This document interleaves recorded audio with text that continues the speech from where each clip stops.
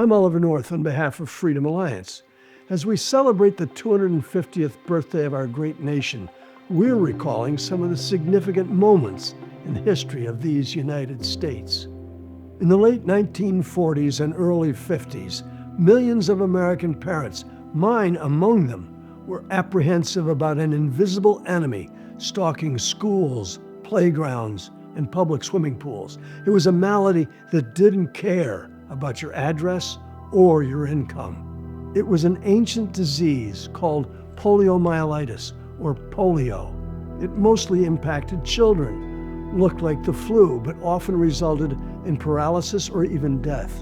In 1952, 58,000 American families faced the nightmare of polio. Over 5% would die. Another 36% would suffer some form of permanent paralysis. But ultimately, the story of polio is one of victory over a deadly disease because Americans united in a positive purpose.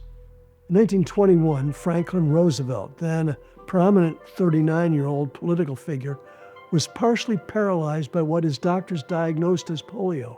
For the rest of his life, he was confined to a wheelchair for mobility and wore heavy braces on his legs in order to stand. On January 3rd, during his second term as America's chief executive, he created the National Foundation for Infantile Paralysis, the NFIP, and decided that if he'd have polio, it would begin with a dime. The March of Dimes, a term for the NFIP program, was coined by entertainer Eddie Cantor. I said, we may lick infantile paralysis one day with this March of Dimes. And President Roosevelt said, Eddie Cantor, you may not know it, but you just got yourself a slogan. Americans in every walk of life began filling envelopes with dimes and sending them to the White House. We don't know how lucky we are and how much we have to be thankful for with our health and our happiness.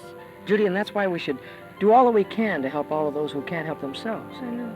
Can I put a dime in your envelope? Oh, you know that you can. And that's what every good American should do. Join the March of Dimes.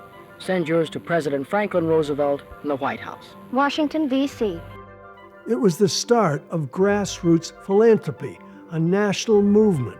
The pocket change of a nation started out providing iron lungs to help polio victims breathe, braces for weakened limbs, and money for research that would ultimately eradicate polio.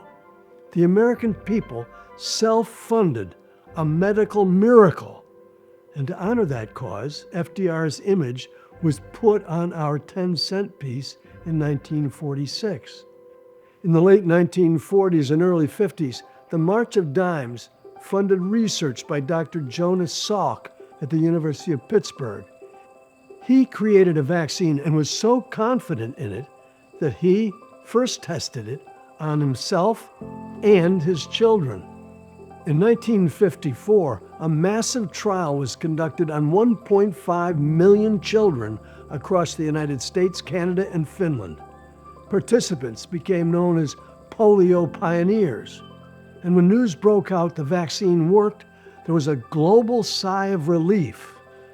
Dr. Salk gave us something else, something more. When asked who owned the patent to the vaccine, one that would be worth many millions of dollars, he didn't look for a payout. Who owns the patent on this vaccine? Well, the people, I would say. There is no patent. This is... Could you patent the sun? Jonas Salk's selflessness and the subsequent work of Dr. Albert Sabin, who created a pill form of the vaccine, were keys to ending polio's worldwide terror. The efforts of these men and the generosity of a caring public showed the world that we, the people of America, the most generous on earth, can do the impossible, even end a deadly global plague with our spare change and open hearts. That's a powerful message on our 250th birthday. We hope you've enjoyed this edition of American Moments.